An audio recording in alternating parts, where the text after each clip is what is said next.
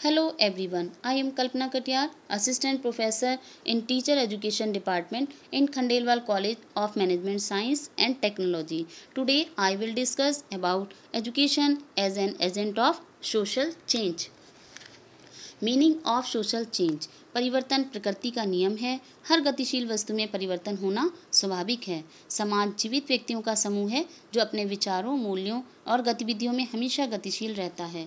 यही गतिशीलता परिवर्तन का कारण बनती है। इसी के साथ ही प्रत्येक समाज के अपने व्यवहार, प्रतिमान तथा सामाजिक कार्यों को संपादित करने की विधियां होती हैं, जिनमें सदैव परिवर्तन होता रहता है। कुछ समाजों में यह परिवर्तन मंद गति से, कुछ में सामान्य से तो कुछ में तीव्र गति से होता है। इसी प्रक्रिया को समाजशास्त्रीय भाषा में सामाजिक परिवर्तन कहा जाता है। सामाजिक परिवर्तन दो शब्दों से मिलकर बना है, समाज और परिवर्तन।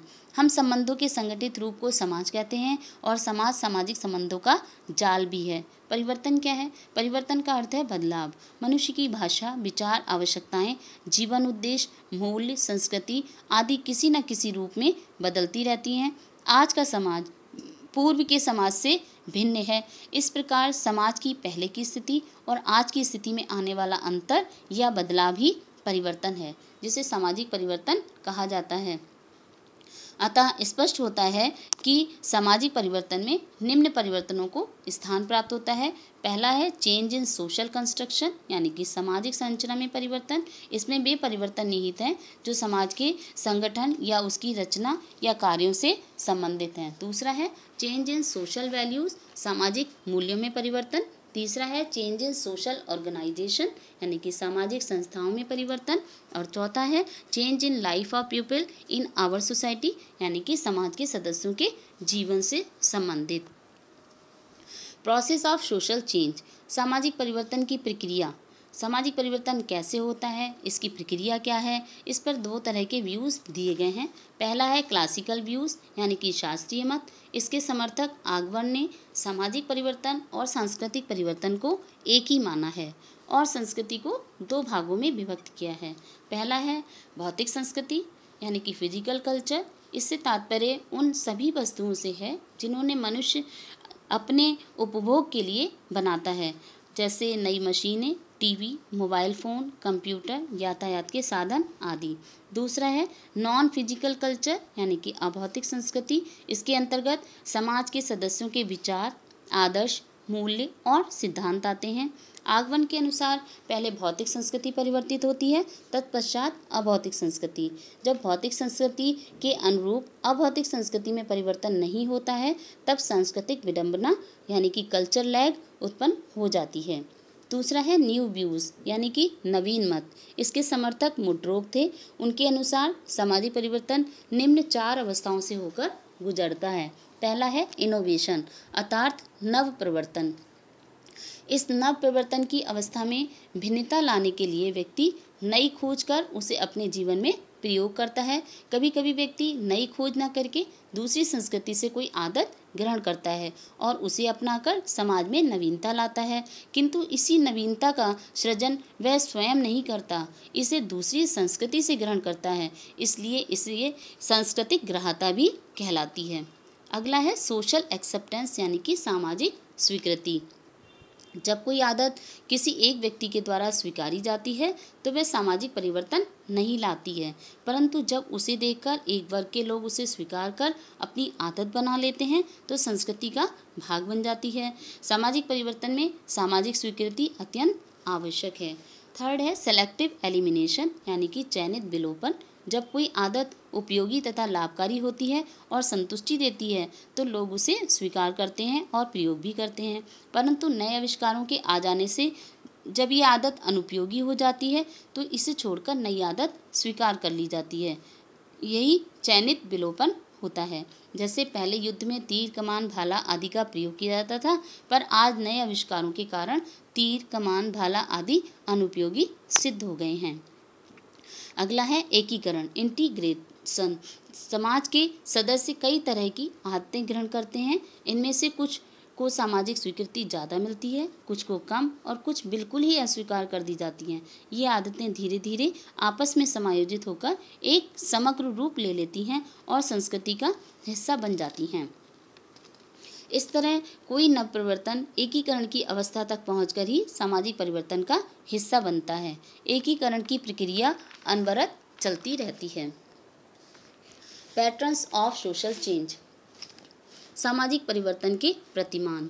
सामाजिक परिवर्तन एक सार्वभौमिक प्रक्रिया है, परंतु इसके रूप या प्रतिमान भिन्न भिन्न हैं। मैकाइवर ने इनके कई प्रकार बताए हैं। पहला है कम्युलेटिव चेंज, संचयी परिवर्तन। समाज में परिवर्तन अचानक न होकर पहले से विद्यमान परिस्थितियों के आधार पर होते हैं। इस प्रकार के परिवर्तन धीरे धीरे होते हैं। विकासात्मक परिवर्तन की प्रक्रिया निरंतर चलती रहती है तथा इन परिवर्तनों की प्रकृति निरंतर एक ही दिशा में बढ़ने की होती है, जैसा कि आपको चित्र में दिखाई दे रहा है। इन्हें रेखीय परिवर्तन भी कहते हैं, जैसे टेलीफोन के आविष्कार के बाद तार विहीन फ़ोन का, फिर मोबाइल फ़ोन आदि का आविष्कार। दूसरा है रिवर्सल चेंज, यानी कि प्रतिगामी परिवर्तन। इन परिवर्तनों की दिशा अग्रगामी ना होकर प्रतिगामी होती है, अर्थात समाज आगे बढ़ने के बजाय पीछे जाता है। ऐसा समाज आधुनिकता को स्वीकारने की बजाय पुरानी रूढ़ियों से चिपका रहना पसंद करता है। तीसरा है सडन चेंज, यानी कि आकस्मिक परिवर्तन। यह परिवर्तन तीव्रगामी से बहने वाले प्रभाव की तरह होता है, जो अपने साथ साथ सब कुछ बहा ले जाता है। इसमें कुछ समय तक कोई दिशा नहीं दिखलाई देती है, फिर धीरे धीरे परिवर्तन की दिशा दिखाई देती है। अगला है वेव लाइक चेंज, यानी कि लहरदार परिवर्तन। जिस प्रकार पानी की लहरें कभी ऊपर उठती हैं, कभी नीचे की ओर गिरती हैं, उसी प्रकार समाज कभी बहुत तेजी से प्रगति करता है तो कभी अवनति की ओर जाता है। ऐसे परिवर्तनों का पूर्वानुमान करना भी हमेशा संभव नहीं होता है, क्योंकि बाजार की आर्थिक क्रियाओं में समृद्धि, स्थिरता व ह्रास की स्थितियाँ कभी भी पैदा हो सकती हैं। अगला है साइक्लिकल चेंज, यानी कि चक्रीय परिवर्तन। जिस प्रकार दिन के बाद रात, जाड़ी के बाद गर्मी, जीवन के बाद मृत्यु क्रम से आती है, उसी प्रकार इन परिवर्तनों का क्रम भी एक चक्र की तरह चलता रहता है। जैसे फैशन में होने वाले परिवर्तन, व्यापार में तेजी, स्थिरता, मंदी आना, इसी प्रकार के परिवर्तन हैं। Factors affecting social change.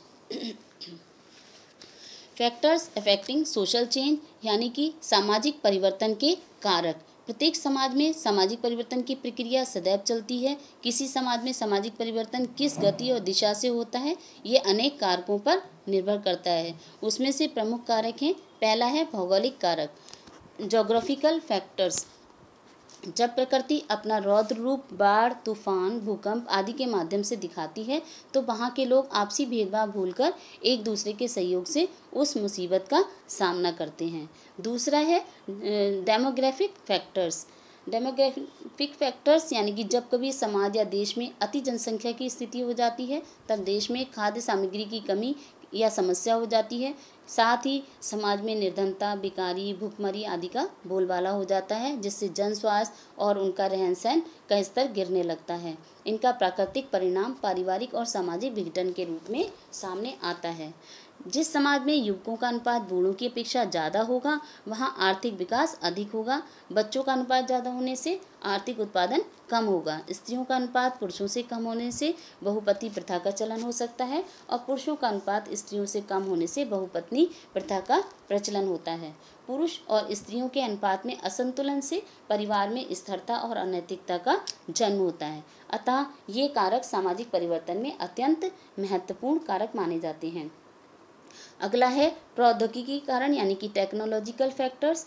विज्ञान और प्रौद्योगिकी ने सामाजिक परिवर्तन में एक महत्वपूर्ण भूमिका अदा की है। इन्होंने जीवन में क्रांतिकारी परिवर्तन ला दिया, जैसे टेलीफोन, टेलीविज़न, कंप्यूटर, घरेलू कामकाज की मशीनें जैसे फ्रिज, मिक्सर, टोस्टर, अवन आदि ने जीवन शैली को बहुत अधिक परिवर्तित किया है, और इसके कारण मनुष्य के सामाजिक जीवन पर अनेक प्रभाव पड़े हैं, जैसे एकाकी जीवन संस्कृति की शुरुआत, शहरीकरण, संयुक्त परिवार का विघटन, आवास की समस्या का प्रारंभ, मनोरंजन का व्यापारीकरण, जो मानसिक संघर्ष हैं और रोगों का जन्म, स्त्रियों की आर्थिक आत्मनिर्भरता आदि। अगला कारक है कल्चर फैक्टर्स यानी कि संस्कृति में बदलाव। संस्कृति में बदलाव सामाजिक परिवर्तन का कारक है और संस्कृति के अंतर्गत हम धर्म, विचार, मूल्य, विश्वास, प्रथा, परंपराओं, विभिन्न संस्थाओं आदि को सम्मिलित करते हैं। जब संस्कृति के इन तत्वों में परिवर्तन होता है तो समाज में भी परिवर्तन होता है। अगला कारक है आर्थिक कारक। उच्च आर्थिक स्तर वाले लोग सामाजिक मान्यताओं के विरुद्ध कार्य करके भी समाज द्वारा स्वीकार कर लिए जाते हैं। इस प्रकार उनकी देखा देखी दूसरे लोग भी उसका अनुकरण करते हैं और सामाजिक परिवर्तन की प्रक्रिया प्रारंभ हो जाती है। मार्क्सवाद की संपूर्ण परिकल्पना वर्ग संघर्ष पर आधारित है और इसी वर्ग संघर्ष के द्वारा सामाजिक परिवर्तन लाने की परिकल्पना उन्होंने की थी। अगला कारक है राजनीतिक कारक। स्वतंत्रता के पश्चात भारतीय संविधान द्वारा छुआछूत उन्मूलन ने देश में सामाजिक परिवर्तन की शुरुआत की। बालिगों को अपनी मर्जी से विवाह की कानूनी स्वीकृति ने प्रेम विवाह और अंतर्जातीय विवाह का प्रचलन प्रारंभ किया। विश्व युद्ध, भारत का विभाजन, बांग्लादेश की समस्या, कश्मीर की समस्या, आतंकवाद सभी सामाजिक संबंधों और जीवन शैली में बदलाव के कारक बने। अगला कारक है मनोवैज्ञानिक कारक। नवीनता की इच्छा मनुष्य की प्रकृति है। नए की खोज में व्यक्ति नए नए कार्य करता है, नए व्यवहार करता है। इस नवीन व्यवहार और पुराने व्यवहार में एक संघर्ष की स्थिति आती है जिसे आम बोलचाल की भाषा में पीढ़ियों के संघर्ष का नाम दिया जाता है। इसके फलस्वरूप नवीन सामाजिक मूल्यों का निर्माण होता है। पीढ़ियों में मानसिक संघर्ष तनाव उत्पन्न करते हैं। इस तरह मनोवैज्ञानिक कारक भी सामाजिक परिवर्तन लाने में सहायक होते हैं। अगला कारक है औद्योगिकीकरण और आधुनिकीकरण। औद्योगिकीकरण और आधुनिकीकरण ने नगरों की स्थापना, नगरीकरण, मजदूर संघर्षों की स्थापना, संयुक्त परिवारों का विघटन, शहरों की ओर पलायन, घनी गंदी बस्तियों का विकास और श्रमिक समस्याएं आदि समाज के सम्मुख नई चुनौतियां और समस्याएं प्रस्तुत कर दी हैं। अगला आता है सामाजिक परिवर्तन के बाधक कारक। सामाजिक परिवर्तन की प्रक्रिया शांत प्रक्रिया नहीं है। इसमें उतार चढ़ाव आते रहते हैं। कुछ परिवर्तन जल्दी स्वीकार कर लिए जाते हैं तो कुछ में बाधाएं आती हैं। सामाजिक परिवर्तन के मुख्य कारक निम्नलिखित हैं, जैसे निहित स्वार्थ यानी कि वेस्टेड इंटरेस्ट। यदि किसी नवीन परिवर्तन के कारण किसी व्यक्ति के अधिकार या प्रतिष्ठा में कमी होने लगती है तो वह परंपराओं से चिपके रहने की प्रेरणा देता है। ऐसे व्यक्ति परिवर्तनों का विरोध कर अपनी स्वार्थ सिद्धि के लिए करते हैं। अगला है नवीनता का भय, फियर ऑफ न्यू थिंग्स। सामाजिक परिवर्तन नवीनता लाता है। ये लोगों को पुरातन को त्यागने की प्रेरणा देता है। आगवन और निफकाम ने बताया कि समाज में अधिकतर ऐसे व्यक्ति हैं जो नियमित जीवन बिताना चाहते हैं। वे किसी तरह के परिवर्तन या नवीनता को अपनाने में भयभीत होते हैं कि कहीं नई वस्तु उनका अहित न कर दे। अधिकतर प्रौढ़ व्यक्ति नवीनता से दूर भागते हैं। अगला है सांस्कृतिक जड़ता। सांस्कृतिक जड़ता से तात्पर्य पूर्वजों से प्राप्त किए हुए उन मूल्यों, विश्वासों और परंपराओं से है जिनकी अंधभक्ति व्यक्ति को नवीनता को स्वीकार करने से रोकती है। जिस समाज में जितनी अधिक सांस्कृतिक जड़ता पाई जाती है उस समाज में परिवर्तन का विरोधी स्वर उतना ही मुखर होता है। अगला है डिग्री ऑफ आइसोलेशन यानी कि पृथकता की मात्रा। प्रत्येक समाज की अपनी कुछ विशेषताएं होती हैं। वह अपने अस्तित्व के साथ जोड़ता है और इस अस्तित्व को बनाए रखने के लिए प्रत्येक समाज अपने को दूसरे वर्गों से अलग रखता है। जैसे भारत में निवास करने वाले जनजाति के लोग अपने को भारतीय समाज के अन्य वर्गों से अलग रखना चाहते हैं। जिस समाज में पृथकता की मात्रा जितना ज़्यादा होगी उस समाज में परिवर्तन का विरोध भी उतना ही ज़्यादा होगा। नेक्स्ट है शिक्षा सामाजिक परिवर्तन के कारक के रूप में। Education as a factor of social change. शिक्षा एक सचेतन सोउद्देश्य प्रक्रिया है। जब कभी शिक्षा का यह स्वरूप क्रियाशील हो जाता है तब सामाजिक परिवर्तन के उद्देश्य से जानबूझकर शैक्षिक प्रयास किए जाते हैं और उसका परिणाम सभी के सामने दिखने लगता है। सामाजिक परिवर्तन के क्षेत्र में शिक्षा निम्न कार्य करती है। पहला कार्य है विभिन्न क्षेत्रों में ज्ञान का विकास, development of knowledge in different fields. शिक्षा का प्रमुख कार्य है ज्ञान का विकास। विभिन्न क्षेत्रों में ज्ञान के विकास से नए नए अनुसंधान होते हैं और इसके फलस्वरूप भौतिक संस्कृति में परिवर्तन होता है। उपयोगी होने पर अभौतिक संस्कृति इसे स्वीकार कर परिवर्तित हो जाती है। इस प्रकार शिक्षा सामाजिक परिवर्तन में योगदान देती है। दूसरा कार्य है शाश्वत मूल्यों को स्थायित्व प्रदान करना।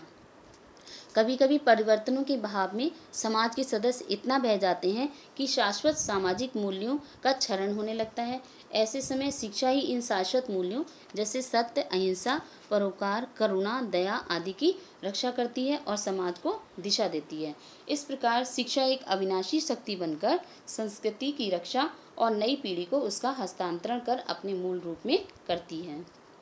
तीसरा है परिवर्तन ग्रहण करने में सहायक, helpful is accepting the changes.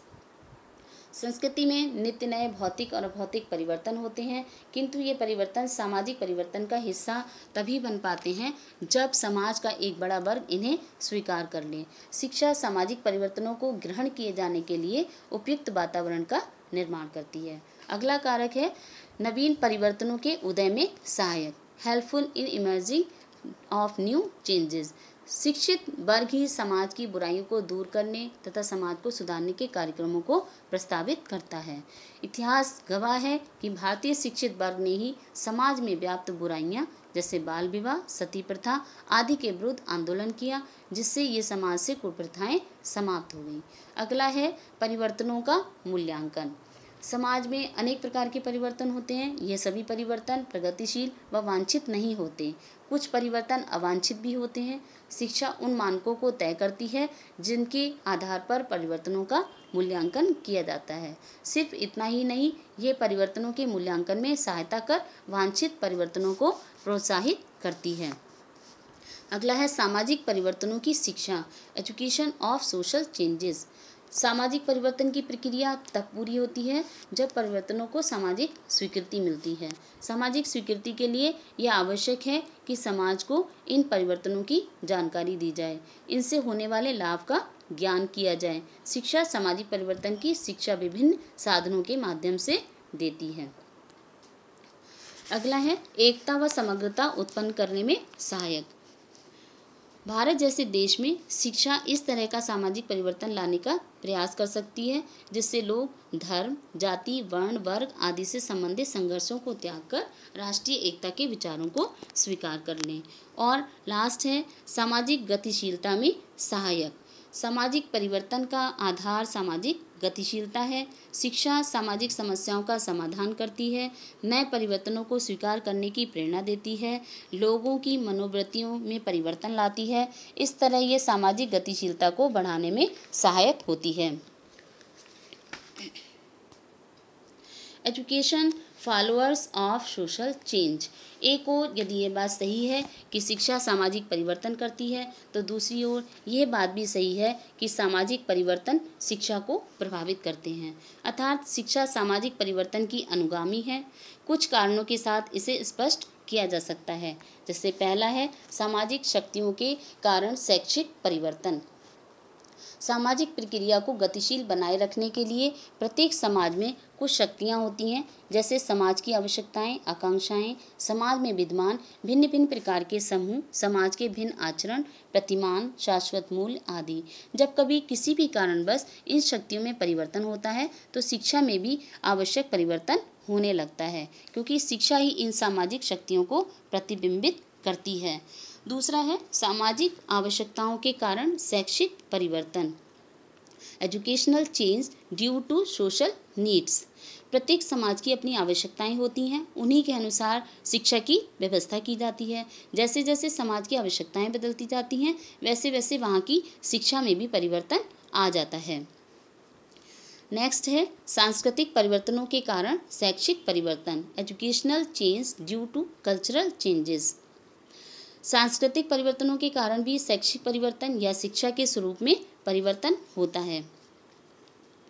वास्तव में शिक्षा और समाज एक दूसरे को प्रभावित करते हैं, पर सामाजिक परिवर्तन का दायित्व शिक्षा को अवश्य दिया जा सकता है, पर शिक्षा की भी अपनी सीमाएं होती हैं। वास्तव में शिक्षा समाज की ही उपज है तथा सामाजिक परिवर्तन का साधन है। जैसे स्वतंत्रता के उपरांत जब हमने एक नवीन समाजवादी समाज की संकल्पना की, तो इसे प्राप्त करने के लिए शिक्षा के स्वरूप में भी परिवर्तन किया, परंतु धार्मिक संघर्ष, आर्थिक विषमता और वैमनस्य की भावना के होते हुए यह परिवर्तित शिक्षा भी हमारे समाज के स्वरूप को बदलने में असमर्थ रही और उसकी दासी बनकर रह गई। Role of schools in social changes. सामाजिक परिवर्तन हेतु विद्यालय के दो महत्वपूर्ण कार्य हैं। जैसे पहला है सामाजिक परिवर्तन को उचित दिशा प्रदान करना, to provide proper direction to social change. समाज में होने वाले स्वतः परिवर्तनों को विद्यालय ही उचित दिशा प्रदान कर सकते हैं। ऐसे परिवर्तनों पर विद्यालयों को नियंत्रण रखना चाहिए और उनका मार्गान्तीकरण किया जाना चाहिए। जैसे बाढ़ जैसी प्राकृतिक आपदा के आने पर समाज को जो त्रासदी झेलनी पड़ती है, उसे कम करने के लिए शिक्षित वर्ग को आगे आकर सहायता करनी चाहिए। दूसरा है सामाजिक परिवर्तनों का आधार तैयार करना, to prepare the base for social changes. दूसरा कार्य सामाजिक परिवर्तनों हेतु आधार तैयार करना होता है। जो जितनी कुशलता व त्वरित गति से विद्यालय ये कार्य करते हैं, उतनी ही तीव्रता से वांछित सामाजिक परिवर्तन होता है। विद्यालयों का निर्माण ही इस धारणा से किया जाता है कि यहाँ समाज के योग्यतम व्यक्ति शिक्षित होकर समाज के हित अहित के बारे में सोचेंगे और उनका श्रेष्ठ आचरण समाज के उच्च व्यवहार प्रतिमानों का आदर्श होगा। इस प्रकार शिक्षा द्वारा विद्यालय नियोजित परिवर्तन हेतु धरातल तैयार करते हैं, एक ऐसा माहौल तैयार करते हैं जिसमें सामाजिक परिवर्तन को स्वीकारने की प्रवृत्ति समाज के सदस्यों में जागृत हो। नेक्स्ट है सामाजिक परिवर्तन के संबंध में शिक्षक की भूमिका, role of teachers in relation to social change. सामाजिक परिवर्तन के संदर्भ में शिक्षक की भूमिका अत्यंत महत्वपूर्ण है। जैसे आज के युग में शिक्षक ही लोगों के अंदर व्याप्त अज्ञान के अंधकार को दूर करके उन्हें प्रगति के पथ पर आगे नई राह दिखा सकते हैं तथा मार्ग में आने वाली बाधाओं को दूर करके नए परिवर्तनों में आस्था पैदा कर सकता है। सामाजिक परिवर्तन की दृष्टि से शिक्षक के निम्नलिखित कार्य हैं। पहला है शिक्षक को सामाजिक परिवर्तन को सुनियोजित दिशा और गति प्रदान करनी चाहिए। शिक्षक का व्यवहार निष्पक्ष व सभी के लिए समान होना चाहिए। शिक्षक को समाज में व्याप्त संकीर्णता और पिछड़ेपन को दूर करके आदर्शों और मूल्यों की प्रतिष्ठा करनी चाहिए। और शिक्षक को बालकों की सामाजिक व आर्थिक परिस्थितियों के कारण उनमें उच्चता व निम्नता की भावना को पनपने नहीं देना चाहिए। शिक्षक को समाज की वैज्ञानिक और प्रौद्योगिक प्रगति के विकास में सक्रिय योगदान देना चाहिए। शिक्षक को लोगों के मन से सांस्कृतिक जड़ता की भावना को दूर करने, उन्हें नवीन परिवर्तन के लिए तैयार करना चाहिए। शिक्षकों को बालकों को प्रश्न पूछने हेतु प्रोत्साहित करना चाहिए तथा सभी प्रकार के दृश्य श्रव्य साधनों का सदुपयोग करना चाहिए। शिक्षक को बालकों के समक्ष स्वयं को आदर्श में प्रस्तुत करना चाहिए, जिससे विद्यार्थी उसका अनुकरण करके अपने विचारों को प्रगतिशील बना सके। शिक्षक को पाठ्यक्रम में वैज्ञानिक व तकनीकी विषयों में महत्व देते हुए समाज के वैज्ञानिक व तकनीकी दृष्टि से विकास में सहायता देनी चाहिए और बालकों के सर्वांगीण विकास में अपना महत्व देना चाहिए। और शिक्षकों को अनुशासन की रक्षा दंड द्वारा नहीं वरन वाद विवाद व प्रोत्साहन के द्वारा बालकों में अनुशासन की रक्षा में भाग लेने के लिए योग्य बनाना चाहिए। शिक्षक अपनी वाणी और विचारों से छात्रों को प्रभावित कर सामाजिक परिवर्तन लाने में मदद कर सकता है तथा वर्तमान समय में भारत में धर्म, जाति, वर्ग आदि पर सारे सामाजिक संबंध निर्भर हैं।